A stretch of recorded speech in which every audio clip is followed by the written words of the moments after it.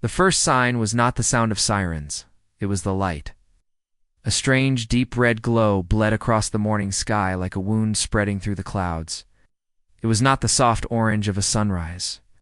It was not the fading colors of an evening storm. This was a color that looked unnatural, almost alive, pulsing and shifting as if the very air had been set on fire. In cities across the earth, people stopped what they were doing and stared upward. Commuters froze in the streets. Workers abandoned their offices. Children pressed their faces to classroom windows. Even the birds seemed to have fallen silent.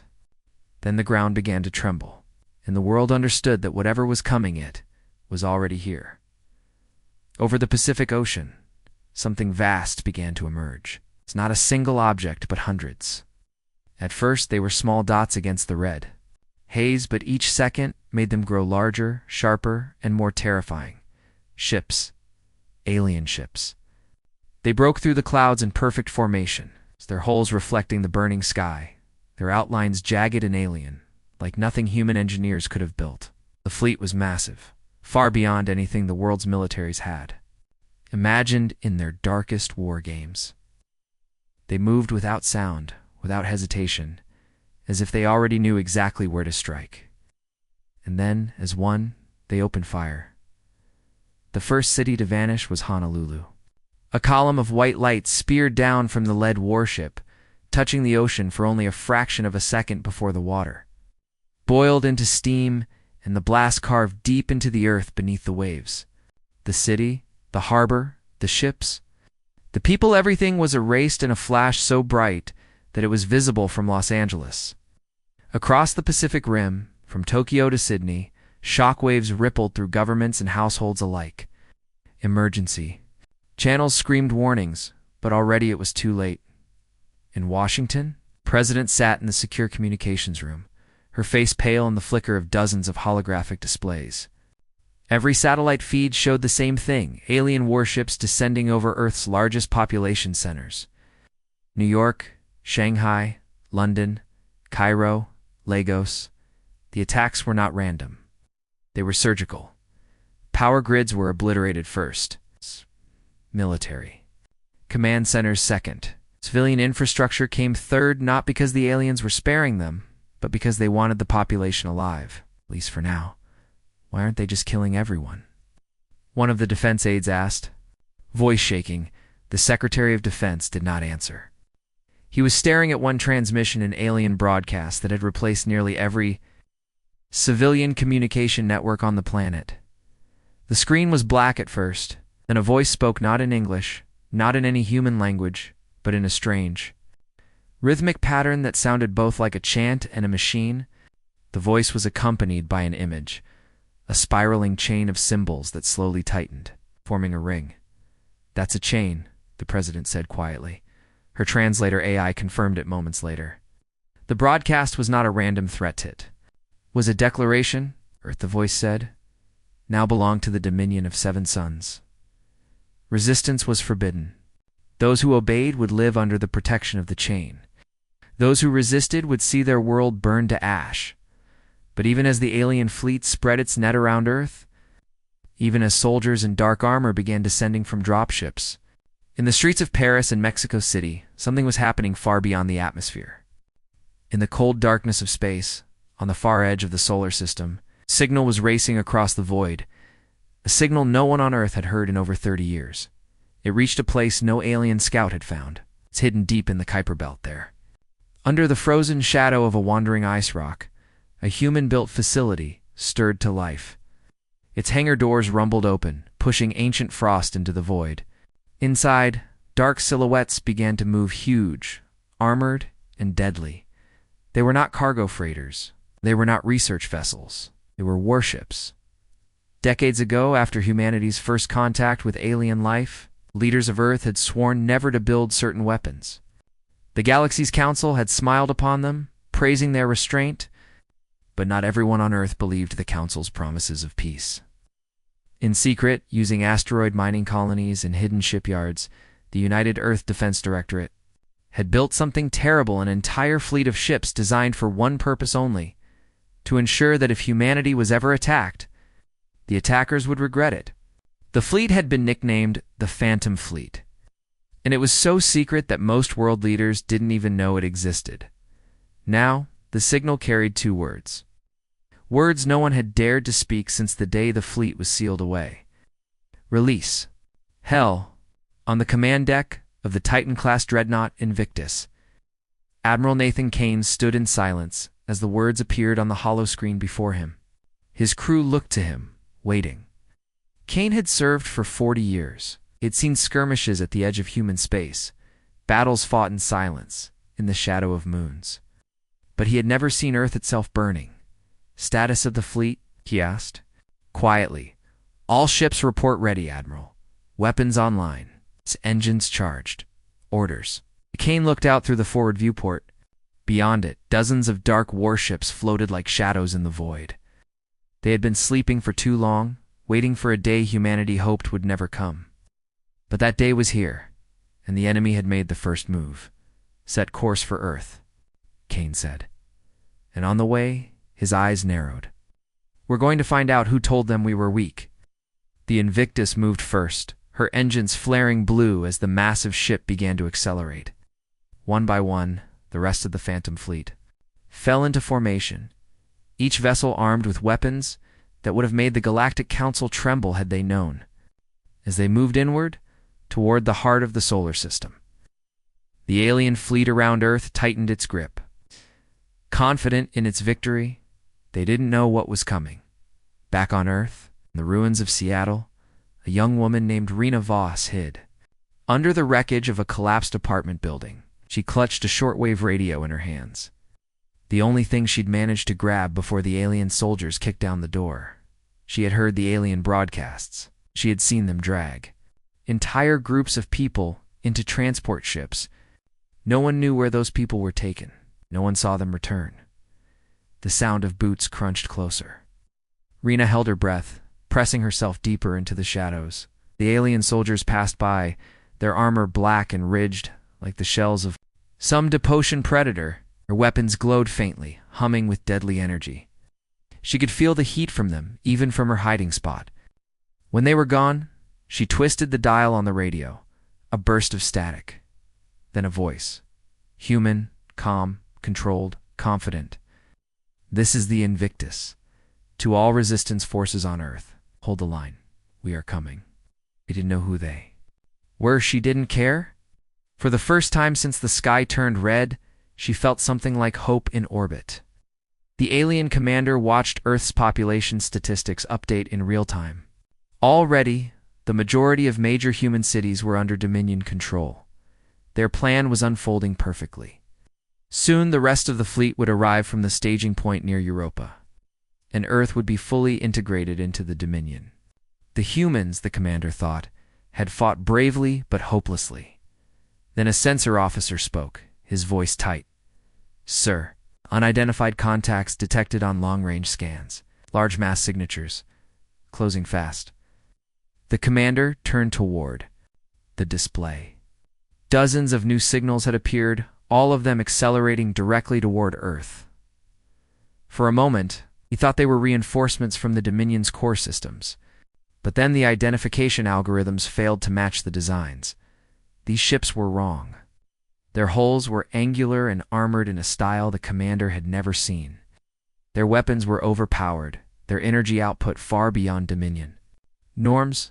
The commander frowned. What are they? No one answered. But far out in space, Admiral Kane allowed himself the faintest of smiles. The aliens thought they had brought war to Earth. They had no idea that war was coming for them. For 2 days, their warships hung in orbit like shadows over the Earth, blotting out the stars at night and casting long, cold eclipses across cities by day. They didn't fire again, not yet, but every human knew what this meant. They were waiting for something? Reinforcements? Orders? Or maybe they were simply watching. Savoring the fear, Admiral Sarah Caldwell stood in the command center of Earth's Orbital Defense Headquarters. Her hands locked behind her back as data streamed across the massive holoscreens. Images of the alien vessels rotated slowly sleek. Silver hulls bristling with weapons that no human engineer had ever seen before. Some were the size of cities. Others were needle-shaped attack craft, darting between the larger warships like wolves circling a kill. "They're mapping us," her second-in-command, Captain Luis Romero, said quietly. His voice was low, but it still carried the weight of dread. "They know every defense position, every base, every fleet movement." Caldwell's eyes narrowed. "Let them map. The harder they look, the bigger the surprise when we hit back." Luis gave her a sideways glance. "If we hit back." The words hung between them like a curse. Earth had been preparing for something like this for years. But everyone knew the truth. The alien technology was generations ahead. Human weapons might hurt them, but an all-out victory? That was fantasy. Unless Caldwell's gaze shifted to the secure channel blinking on her console. The classified orders from the Defense Council. A single phrase glowed in red. "Project Tinned. Full activation authorized." Her jaw tightened. Project Titan was not a defensive measure. It was not even a warship in the traditional sense. It was Earth's most dangerous secret and experimental. Hybrid craft built from salvaged alien wreckage hidden deep in the asteroid belt. Powered by a weapon that could shatter a planet's crust. No one had expected to use it. Until now. "Get me Colonel Vance," Caldwell said. "Tell him Titan is coming online." In the streets of New Chicago, the air smelled of ash. The first strikes had leveled military installations and crippled satellite networks, but the civilians were hit hardest. Families crowded into shelters, clutching what little they could carry. Every conversation was a whisper, every set of eyes watching the skies for the silver streaks of incoming fire. Among them was Elijah Cross, a former Navy pilot turned cargo runner. He'd been grounded after the invasion began, his ship impounded, for emergency requisition. But when the call came through from an old friend in the Resistance, he didn't hesitate. "You want me to do what?" Elijah asked, keeping his voice low as the crowd shuffled past. "Fly a run to the belt." The voice said over the comm, "The Titan needs crew, and Caldwell requested you by name." Elijah stared at the comm unit. "Caldwell. I thought she wanted me court-martialed. She still might. But first, she needs someone who can fly like hell in a combat zone." A deep rumble shook the street as one of the alien warships broke through the cloud cover overhead. Its engines screamed with a sound no human machine had ever made, a piercing metallic howl that sent a shiver through everyone below. Elijah didn't need more convincing. "When do I leave?" He asked. In orbit, the alien commander, High Strategist Sarkle, studied Earth's transmissions. The humans were stubborn. Even crippled, they kept moving ships, patching damaged networks, relaying coded signals across the planet. It was like trying to kill a swarm of insects, strike one cluster, and another popped up somewhere else. Zarkle's clawed hand tapped the command console. "Bring the orbital cannons online," he ordered. "We end this in 72 hours. No survivors." His second officer hesitated. "Sir, the Council ordered us to wait for the Dominion fleet." "I am the Council on this front," Zarkle growled, "and the humans will not live to see their reinforcements arrive." Elijah's ship, the Horizon, slipped through the debris fields beyond Mars under full stealth. He could see the wreckage of human defense ships drifting silently hulks. Torn apart in seconds during the first wave, the belt loomed ahead, a jagged curtain of tumbling rock and ice, hiding Earth's most dangerous weapon from the eyes of the galaxy. Then he saw it. The Titan was docked inside a hollowed asteroid, its black hole gleaming with an almost unnatural sheen. Even from a distance, Elijah could see alien design influences curves and edges that human shipbuilders could never have created. And at its heart, a massive energy core pulsed with light, like the heartbeat of a star. Caldwell's voice came over the comm. "Welcome aboard, Cross. We're going to war." On Earth, the alien warships began their final maneuvers. They didn't know Titan existed. They didn't know that humanity had stolen their technology, learned from it, and built something far more dangerous than they could imagine, and in 3 days, they would find out. From the moment its engines roared to life, the asteroid housing it trembled, as if the rock itself feared the power it was unleashing. Plasma vents flared in blinding arcs, cutting through the dust clouds of the belt, and the ship's hull seemed to hum with a deep, resonant note that made the hair on Elijah Cross's arms stand on end. Inside the command deck, Admiral Caldwell stood at the center console, her gaze fixed on the tactical display. Around her, officers moved quickly, but with the kind of silent intensity that only came before something history would never forget. "Engines stable," reported Chief Engineer Mara Jin, her voice steady despite the impossible task ahead. "Core at 95% and climbing. Weapon systems armed." Caldwell didn't blink. "Take us out. Stealth until we breach Mars orbit. Once we're in range, we light them up." Elijah, seated at the helm, gripped the controls, flying. The Titan felt strange, too responsive, too smooth. It wasn't like piloting a human-built craft. It was alive in a way, reacting almost before he did. The alien systems they'd integrated weren't just efficient. They seemed to anticipate intention. It was exhilarating, terrifying, as the Titan slipped from the asteroid's shadow into the open void. The stars spread around them like a silent battlefield. Out ahead, the alien fleet still held its position over Earth, unaware that the most dangerous weapon ever built by human hands was now heading straight toward them. In orbit, High Strategist Zarkal was growing impatient.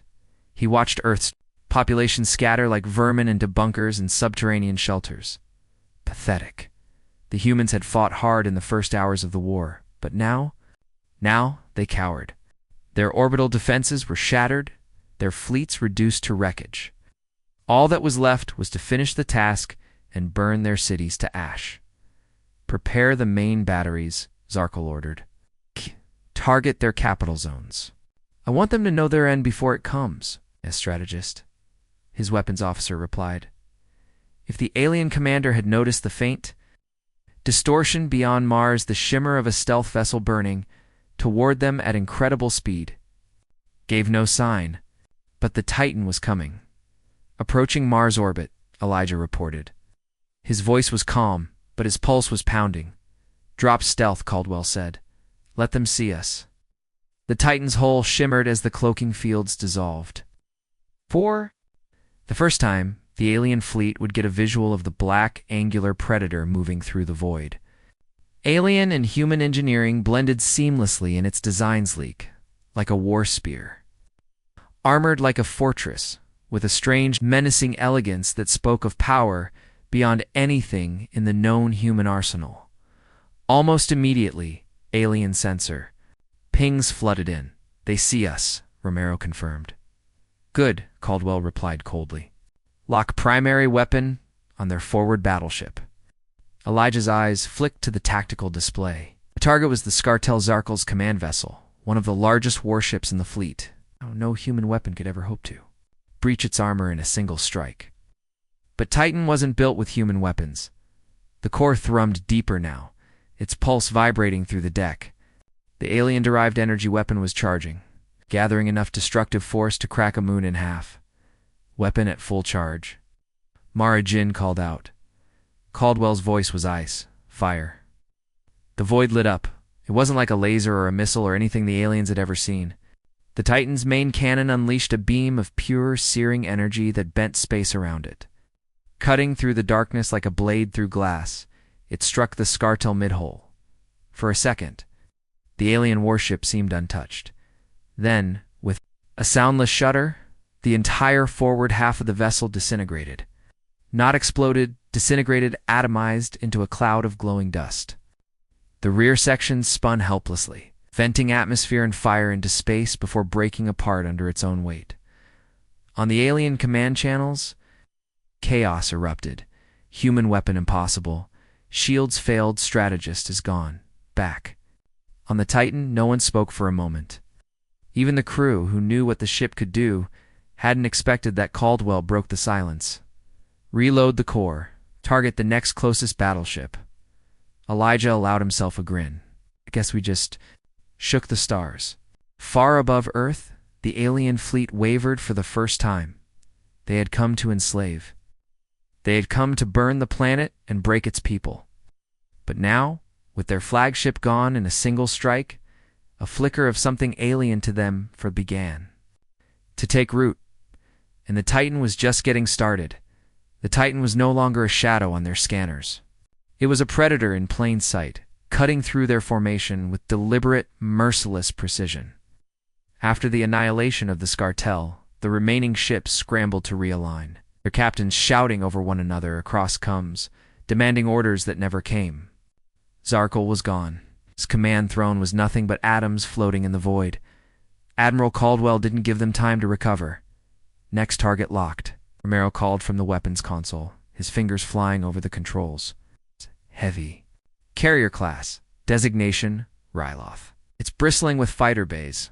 Caldwell's voice was steady, as if she were ordering coffee instead of war. Delete it.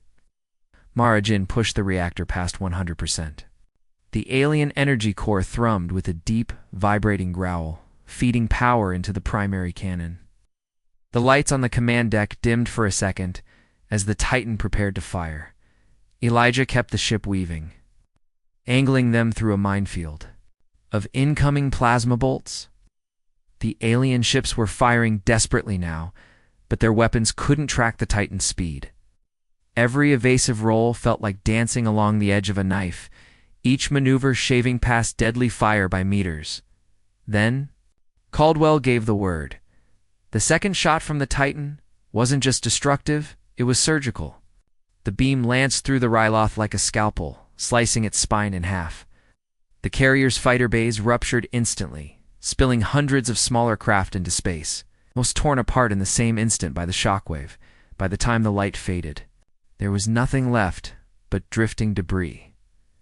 On the alien command network, a single word kept repeating in a dozen dialects: retreat. But retreat wasn't simple. The Titan was in the center of their fleet now, and every time a vessel tried to break away, it was met with a precise, devastating strike. Caldwell wasn't letting them run, not yet. Bring us in close, she ordered Elijah. I want to gut their formation before they scatter. The Titan accelerated, flying straight into the densest cluster of enemy ships. Turrets rotated in a blur, spitting out rapid-fire railgun rounds and short-burst plasma blasts. Alien destroyers fell in seconds. Frigates broke apart in flashes of fire and twisted metal. The human crew could feel it now, the balance of power shifting. For months, Earth had been on its knees, struggling just to survive. Now, in the span of minutes, one ship had turned the battlefield into a slaughterhouse. On the alien flagship Zeroth Prime, a younger strategist named Virith took command. His face was pale under the harsh red light. Signal every remaining ship, he barked. Do not engage the human vessel head-on. Surround it. Overwhelm it with fire from all angles. The order went out, and the fleet moved like a swarm of hornets around the Titan. Inside the human warship, Elijah's console lit up with warning after warning. They're closing in. All sides. Good, Caldwell said without looking up from the tactical screen. Let them. Her crew exchanged glances. They knew that tone. When the alien ships were almost in range, the Titan did something no human ship had ever done. Caldwell triggered a full burn of the alien-derived gravitic drives. Space warped around them, dragging every surrounding vessel slightly closer. The alien pilots fought against the pull, but the distortion threw their formations into chaos. Now, Caldwell said. Mara Jin unleashed the secondary. Weapon and area burst of energy so intense it shredded shields and fried electronics in an instant.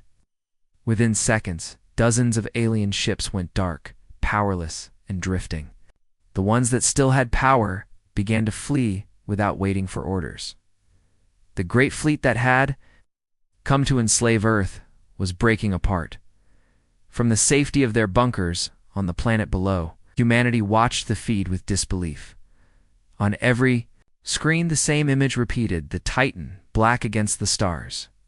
Moving through the wreckage of what had once been the most feared invasion force in the galaxy, for the first time since the war began, the people of Earth didn't feel fear. They felt something far more dangerous to their enemies. Hope. The survivors of the alien armada didn't flee in formation. They fled like prey, in the black void beyond Earth's orbit. The once mighty fleet was reduced to scattered, limping ships, each one burning engines at maximum to escape the human warship's reach. Titan didn't pursue them all, it didn't need to. Admiral Caldwell had chosen her targets carefully, letting certain vessels run. She knew the fear they carried would spread faster than any human message. Elijah watched their retreat on the tactical display. "We could finish them," he said quietly. Caldwell's gaze never left the viewport and waste the opportunity. "No. Let them tell the galaxy what happened here. Let them speak our name with fear." The crew didn't argue.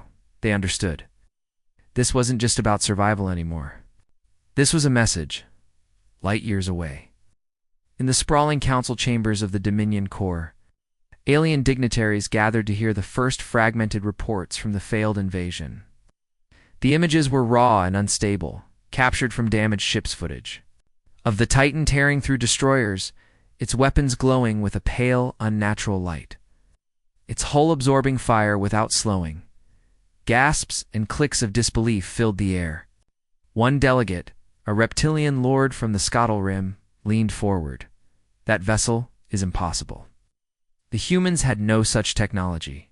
They do now," another said grimly. "And they've already learned how to use it." The chamber fell. Silent. Meanwhile, aboard the Titan, the crew was already preparing for the next move. Mara Jin sat at the engineering console, reviewing reactor readouts. "That last gravitic pulse pushed the alien core harder than I thought possible. If we use it again too soon, we might burn the containment field that we don't use." Caldwell replied. "Not until we have no choice." Elijah glanced over from navigation. "And if they come back with more ships," Caldwell's eyes narrowed, "then we hit them harder. We show them this wasn't luck. We show them we are ready." Her voice carried an iron certainty that settled over the crew like armor. Far from Earth, one of the retreating alien vessels, the Vrin, limped into the shadow of a crimson gas giant. Its captain, bloodied but alive, sent a tight beam message into the void. The coordinates were encrypted, the language ancient. The recipient was not part of the original invasion force. It was older, stronger, and it had been waiting for a reason to move against humanity. When the message reached its destination, deep in the cold heart of the Arkan Dominion, a single massive warship stirred from its centuries-long slumber. Its hull was blacker than the void itself, and its name had not been spoken in generations. The Oblivion Wraith was coming. On Earth, civilians poured into the streets, celebrating the impossible victory. Screens replayed the destruction of the alien fleet again and again.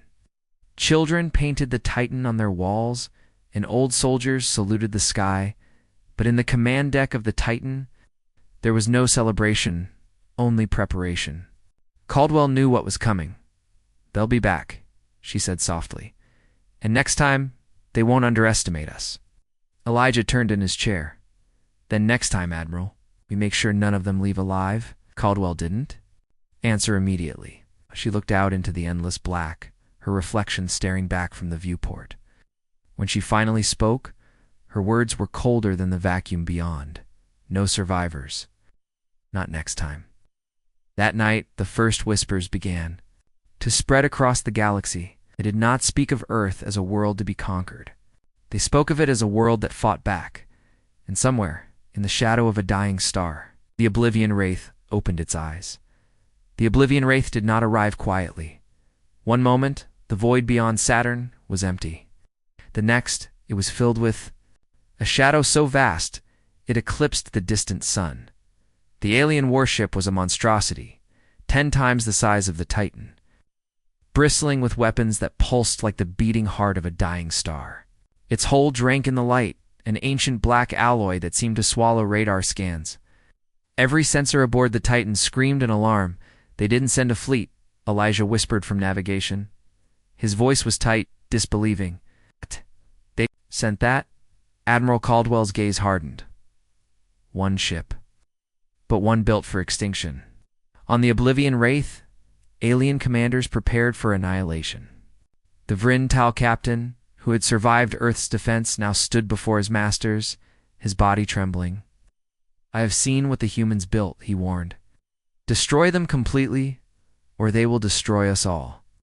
The alien leader, a towering being of bone and metal, tilted its head. Then we will burn their sky and salt their world. The ship's weapons began charging. The Titan was ready, at least, as ready as any human ship could be. In the armory, shock troops locked into powered armor. In engineering, Marajin rerouted every ounce of reactor power into the main guns. Sparks danced across the deck as systems strained against limits never meant to be tested. "This is insane," Elijah muttered.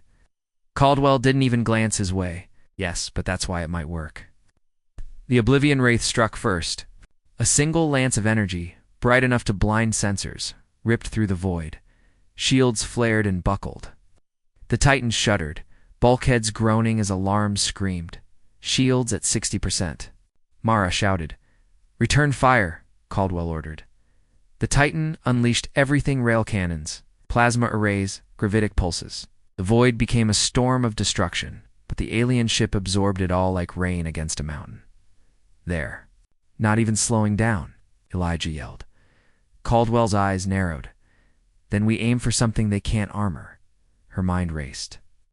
The alien vessel's weapons drew from a central reactor massive, unstable and buried deep inside the ship. Too deep for conventional fire, but not for the Titan's experimental weapon. "Mara," she said slowly, "prepare the gravitic pulse. Overload it." Mara's eyes went wide. "If we do that, the containment will do it." Caldwell cut in. The Oblivion Wraith closed in, massive cannons lighting the dark. Every shot tore chunks of armor from the Titan. Atmosphere vented into space. Crew members were thrown from their posts, but the human ship didn't fall. At the last moment, Caldwell gave the order. "Fire!" The gravitic pulse burst from the sit. Titan, a wave of invisible force that tore space itself, smashing into the alien warship's core. For a heartbeat, nothing happened. Then the Oblivion Wraith called. Its weapons went dark. Yes. Its hull began to fracture. A soundless explosion lit the void. Supernova of alien technology unraveling in a flash of impossible light. When the glare faded, there was nothing left but drifting wreckage. Silence filled the Titan's bridge. Mara slumped back in her chair. We did it." Caldwell didn't smile. Her gaze remained on the debris field. "We won a battle, not the war. They will come again." Elijah turned to her. "And what now?" Her voice was calm, almost cold. "Now we prepare. And when they come, we won't just defend Earth. We'll take the fight to their stars." Across the galaxy, in distant war councils and shadowed empires, the news spread. The Oblivion Wraith's ship no one dared to challenge was gone. The legend of human retaliation had begun.